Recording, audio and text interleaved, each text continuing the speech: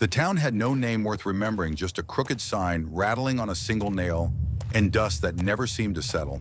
The sun bore down heavy as judgment, sharp unblinking, turning the single crooked road into a stage of silence. People leaned in doorways or pulled their children inside their glances, quick as though even the shadow of what approached might stain them. Down that road came Clara, though no one spoke her name. She was 26, but life had stolen the years unevenly. The hollow lines around her mouth made her look older, while the frightened, unguarded gleam in her eyes left her younger than she wished to be. Her bare feet dragged across the dirt, each step weighted with pain she had learned to carry. Like others, carried buckets balanced, practiced almost invisible. Her dress was torn at the hem and muddied past the knees. A bent pin held the bodice together where stitches had long since surrendered. Her hair, once dark and full, hung in matted clumps streaked with dust. The right side of her face was swollen purple, blossoming beneath the skin, her lips split and caked with dried blood. She tasted only iron, only silence. She hadn't cried in 6 years, not since tears had proven useless. But memory clung to her body in bruises. Just the night before, the men at the saloon had laughed when she asked for work. They laughed harder when she refused them, dragged her into the alley, fists like brands, not lust, but power, the need to break something softer than themselves. She hadn't screamed, that silence had unsettled them most. One spat at her, called her cursed, a witch that needed beating down. When they tired of cruelty, they left her beside the well like discarded meat. That had been at sunrise. Now the sky sagged with the weight of evening-streaked violet cicadas droning their mournful hymn. Clara's breath rattled shallow, each rib aching sharp with every motion. Still she walked, stumbling toward a trough where water shimmered dull with rust and nails. She bent, trembling, cupped it to her lips. The taste was iron again, bitter but enough. No one helped. No voice offered mercy. Only the dust, the heat, and the cruel hush of a town that pretended not to see. The first tear surprised her. It slid through the dirt on her cheek and darkened the plank beside the livery, like rain in a drought. Clara had held back for 6 years, held breath, held bruises, held the world off with silence. But thirst had turned her ribs to knives, and the well water tasted of rusted nails. She'd cupped it anyway, both hands shaking throat, working around the bitter edge. It didn't help much. The ache under her breastbone kept sawing at every inhale. Doors clicked shut up and down the crooked street. Shades dropped. Voices thinned into hissed gossip, the kind that cuts and then hides its own hand. In this town, cruelty was a pastime, and quiet was a currency. Keep your head down, keep your mouth closed, keep breathing, that was survival. So Clara curled behind a stack of listing crates by the livery and tried to make herself small. The second tear came, then the next. Not sobs, just a slow leaking surrender, like a cracked cistern giving up what little it had left. Footsteps approached, unhurried even. Not the stomp and swagger she knew too well. They paused at the edge of her shadow, then came on, measured as if approaching a wild thing. She scrubbed her face with the back of her hand and reached for a jagged stone, ready to make her body say no, if her voice could not. The man who stepped into view wasn't grinning. He carried no whiskey, no proposition, only a dented tin cup steaming like a prayer and a ladle hooked in one finger. Hat brim, low duster, sun-faded and rain-scored. A pale scar ran clean from ear to chin, an honest line that didn't ask to be pitied. His eyes were steady the way winter water is steady, gray-green, unreadable, but clear. He set the cup within reach and moved back a pace, hands open. "You're safe now," he said. Quiet, careful, like a man who knew words could bruise if thrown hard. He didn't drape the coat over her shoulders like a claim. He laid it beside her as an offer. No questions, no price, no hurry. Warm broth, not liquor. Wool-lined leather, not hands. Unia's fingers trembled around the tin. She looked at him, at the space he left for her to choose, and something inside unclenched. She hadn't eaten kindness in a long time. He turned as if to go, giving her the out. "Wait," she rasped. He faced her again. Why, she asked. His gaze flicked to her shaking hands and back. "Because someone should have," he said. And for the first time that day, the noise inside her went quiet. The cup still trembled in her grip, broth cooling against the tin before she could lift it to her lips. Unia had forgotten what it felt like to be offered anything without a hook hidden in it. Her first instinct was suspicion, the same reflex that had kept her breathing this long. Men didn't give oats unless they wanted to take something else. Men didn't say safe unless they meant the opposite. Yet this one had placed both cup and coat within reach, then stepped back as if her space mattered. That more than the warmth of the broth unsettled her. When he finally spoke again, it was simple, almost offhand. "My place is there." He nodded toward the hills where dusk bled, violet and ash across the horizon. No promises, no chains. Just a direction as if shelter were a trail one could choose or leave. Clara stared after him, the broth trembling in her hands. She could have gone south instead, limped until her feet tore open again, disappeared into another nameless town that would spit her out the same way.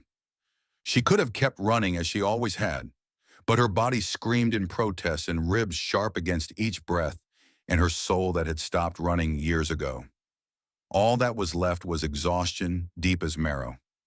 She rose slowly, every joint stiff, the coat clutched tight around her shoulders. Each step behind him felt like trespass, like daring the world to give her something other than cruelty. Sagebrush brushed her calves dry and brittle. Coyotes howled somewhere distant, their calls scattering against the fading light. Above, the first stars pricked through the veil of evening.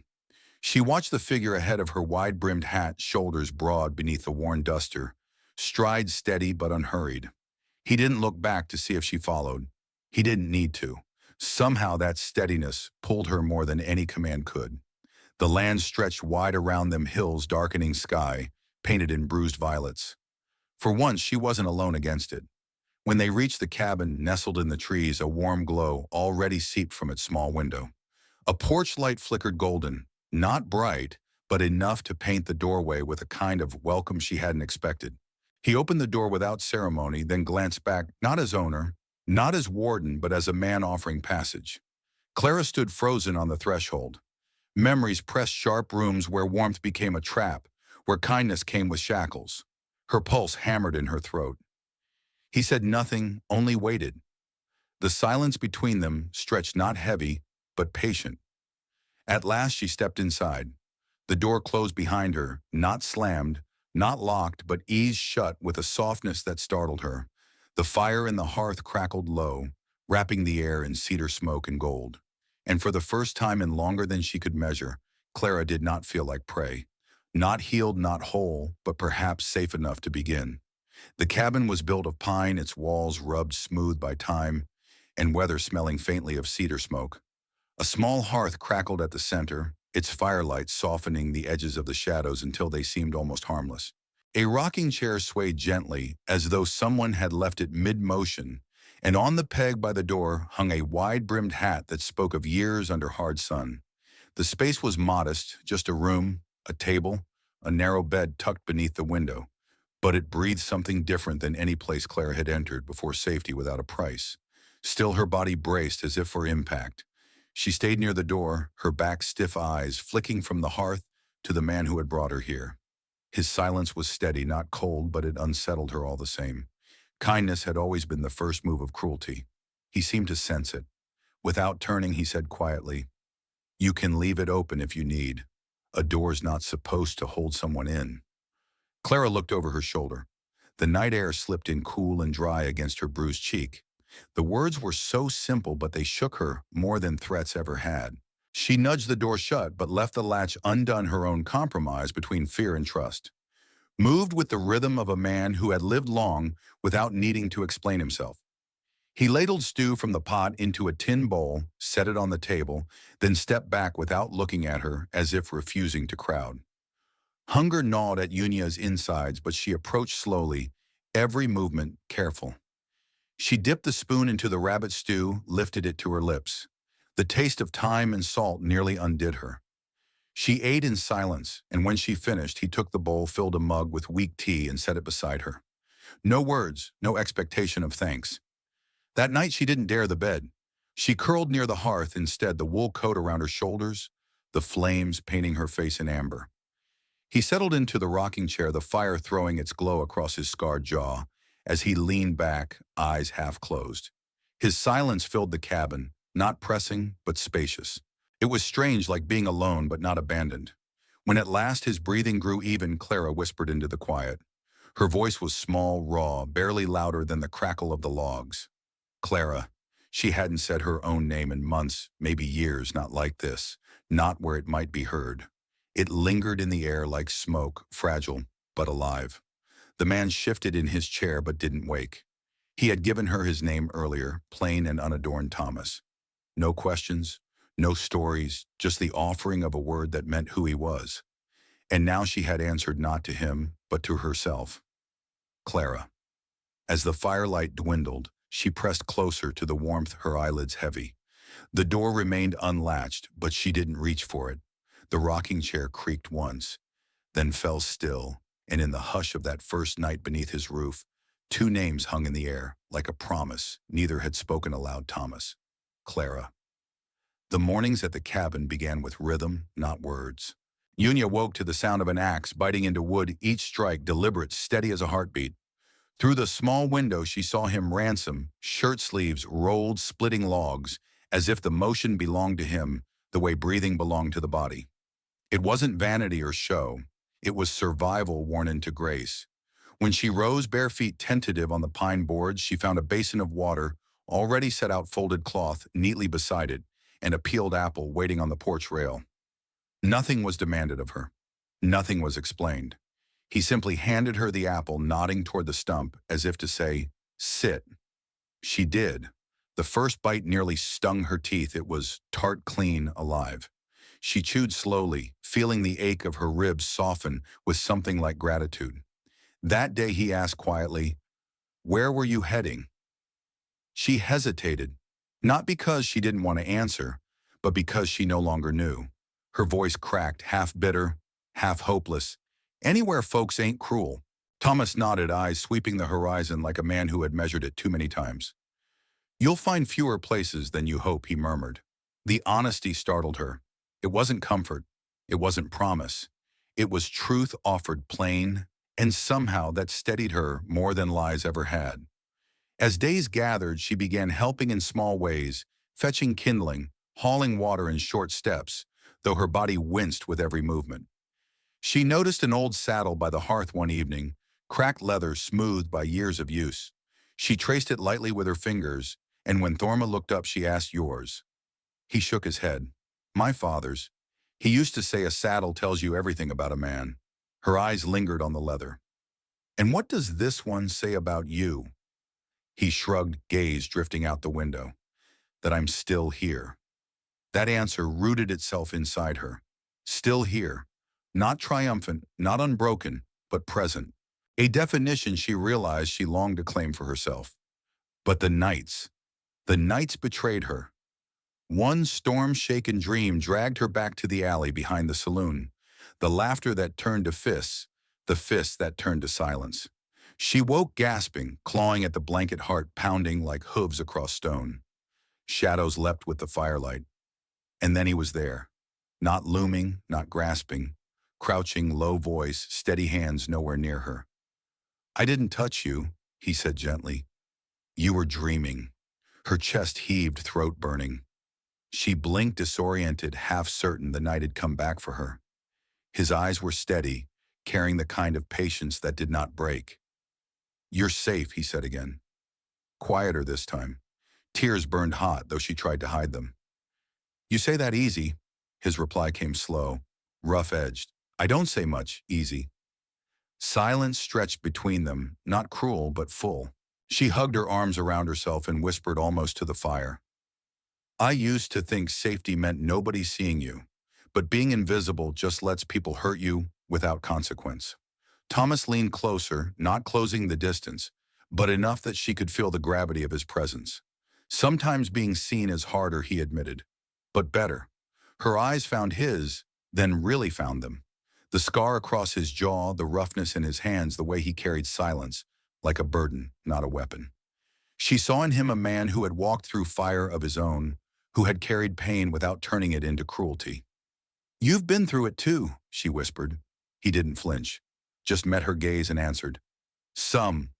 The fire popped, embers rising. Yunya swallowed, her throat tightening.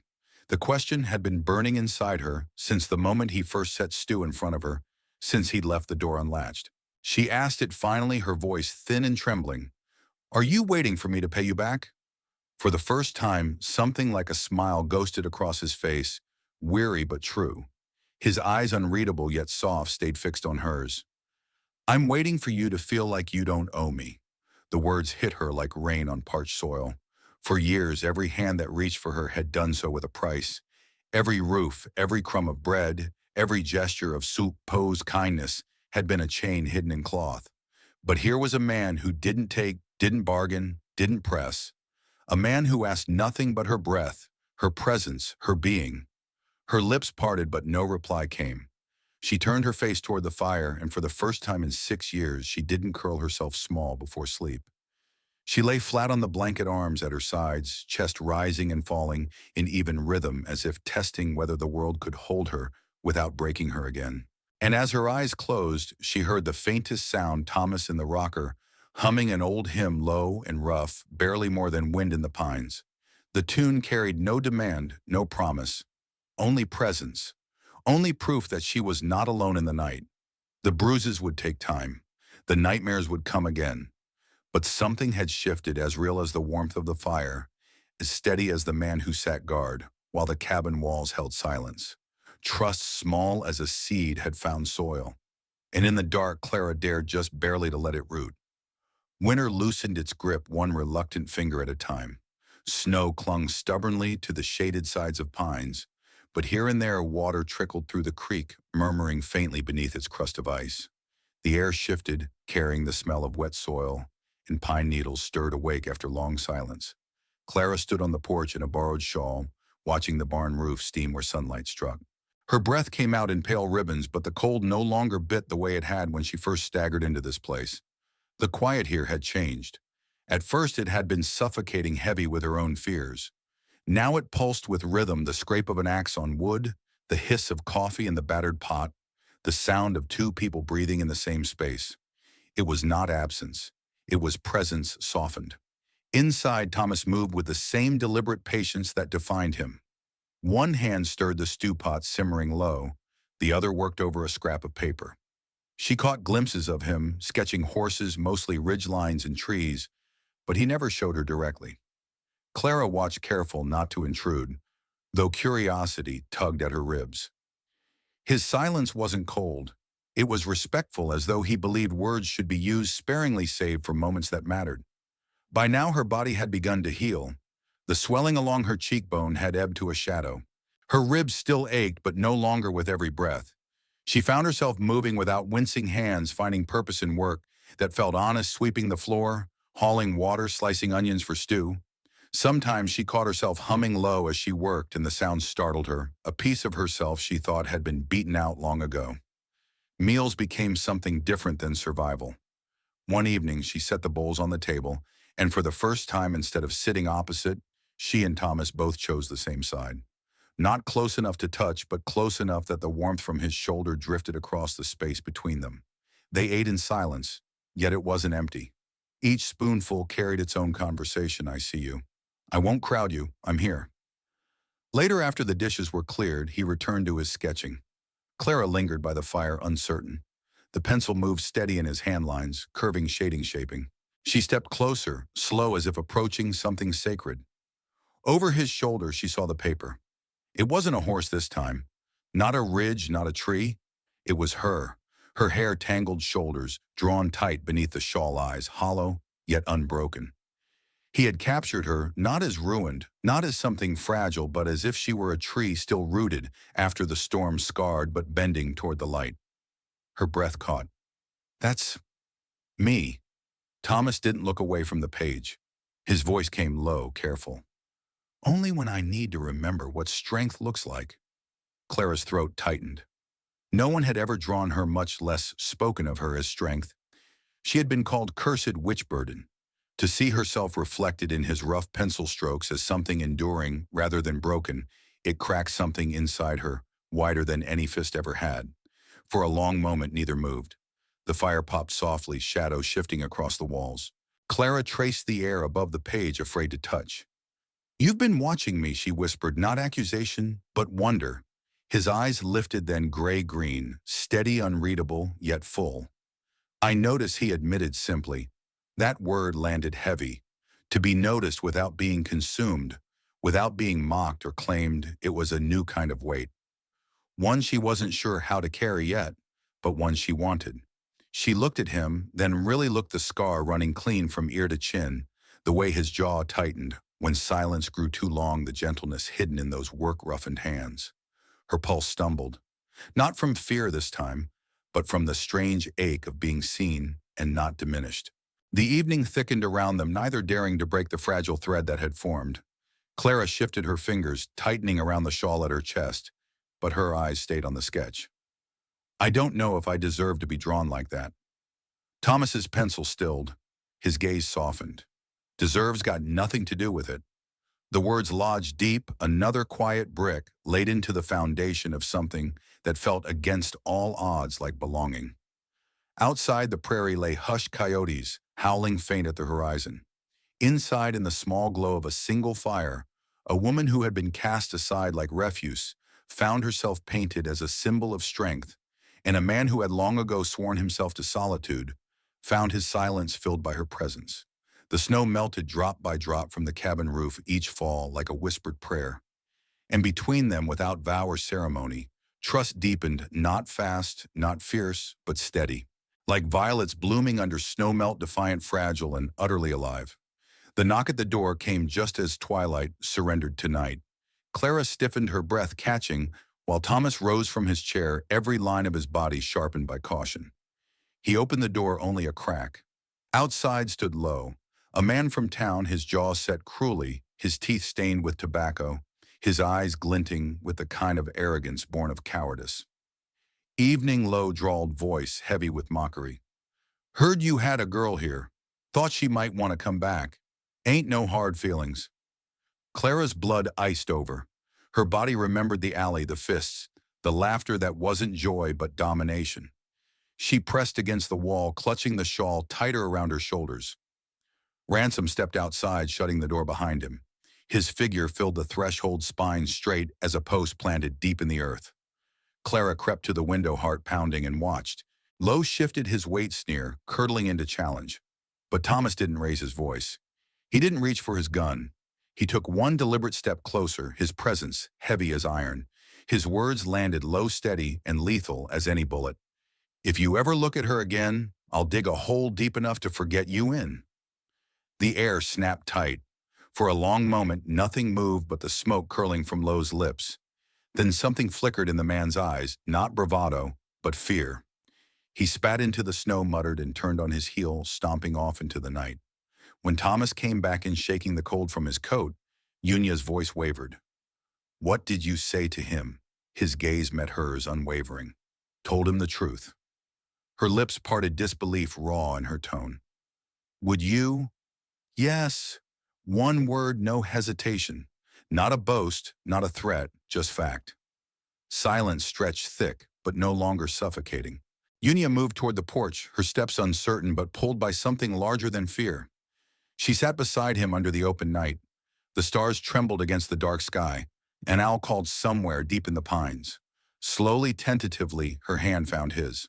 Thomas didn't flinch.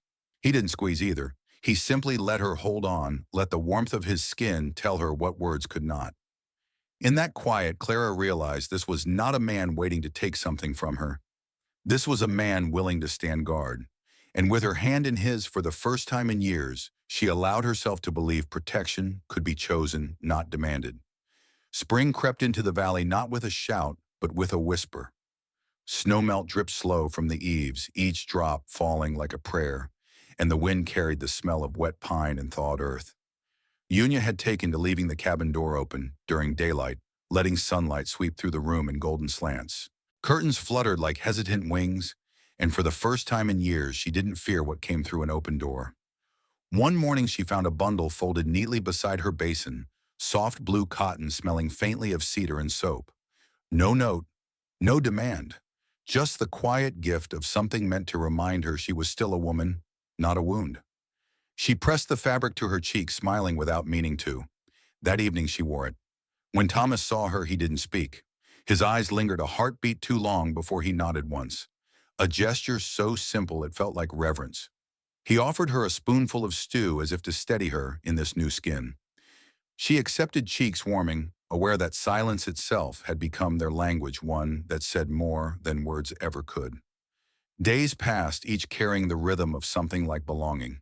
She swept floors that didn't need sweeping. He returned from town with wood and bits of silver tucked discreetly under his coat. At night, when she caught him carving by the fire, his hands moved with care rather than haste, the shape of something secret taking form beneath his blade. She didn't ask, didn't intrude, but she felt it in her bones he was making something for her. Then one afternoon, with the world turned honey gold by a descending sun, he asked her to walk. They didn't go far, just past the creek where violets had begun to bloom stubbornly through the last crust of snow. Their purple faces leaned toward the light, daring frost to return. Unia knelt to touch them, fingers trembling, as if she might ruin their fragile courage. Thomas stood nearby, his hat in hand, the spring breeze tugging at his worn duster. When she rose, he turned to her, voice low, quieter than the wind. "I never thought I'd ask this," he began, and the stillness of his tone made her heart falter. "But if I don't now, I'll regret it every time spring comes." Her breath caught. He reached into his coat pocket and drew out a ring. Not gold, not polished jewel, but a braid of silver and bone, smooth as river stone, crafted by his own hands. The kind of ring that spoke not of wealth, but of endurance, of something strong enough to hold against storms. He held it out, and his next words carried the weight of both plea and promise. "I don't have much, and you don't owe me, yes. But if you'd let me, I'd like to give you a name that don't carry shame. A place that's yours. A life we can build slow together." The meadow hushed around them, birds pausing mid-song as if to listen. Clara's chest constricted, years of silence, and scars pressing against the fragile rise of hope. No one had ever asked her for anything without threat. No one had ever offered her a future without demand. The ring trembled in his rough hand, small but burning with significance. She wanted to speak, but the word tangled in her throat. Tears welled, spilled, and for once she didn't try to hide them. She nodded, quick, desperate, before she managed to whisper the vow she'd been denied all her life. Yes. The single syllable broke from her lips, like a release, like a bird finally freed from a cage. She wept openly, not in despair, but in wonder. Thomas stepped closer, arms strong but careful, drawing her against his chest. He didn't hush her, didn't try to staunch the flood of years. He simply held her, letting the storm of tears wash over them both, as if the valley itself were baptizing what cruelty had tried to kill. The ring slid onto her finger, snug and sure, the fire of the bone and silver band catching the last rays of the sun. She pressed her forehead to his, her tears wet against his cheek. "Yes," she whispered again, this time, steadier, like a vow, etched into earth. In that clearing among violets beneath a sky painted with spring's first light, they stood not as broken souls, but as two who had chosen each other. No bells rang, no witnesses cheered, but the West itself seemed to pause, bearing witness to the quiet covenant forged between them. Love, Unia realized, did not arrive with thunder or blaze. It came in simple offerings: a blue dress, a steady presence, a silver ring braided by hand. It came in a man who said, "I'll give you a name without shame," and in her own trembling whisper of yes.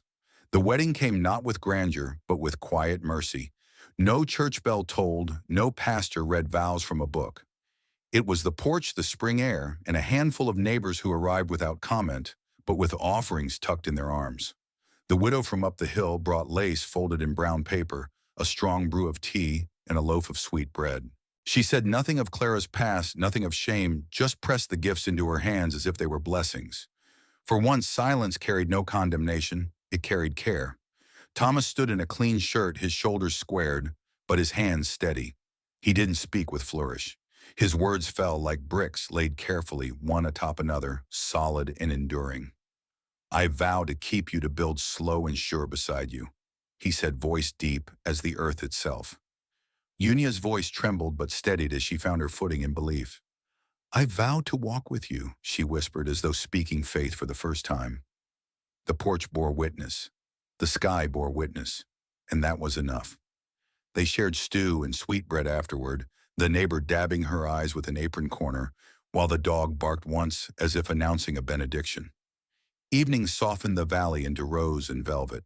Clara rested her head against Ransom's shoulder, contentment stealing across her face like sunlight breaking through storm clouds. Then the storm came. Low thunder rolled in rain, dropping heavy against the tin roof, drumming like a hymn, long delayed. Unia stepped barefoot into it, her blue dress clinging, her hair slick against her cheeks. She laughed, bright, unguarded, a sound like water over stone, and tilted her face toward heaven.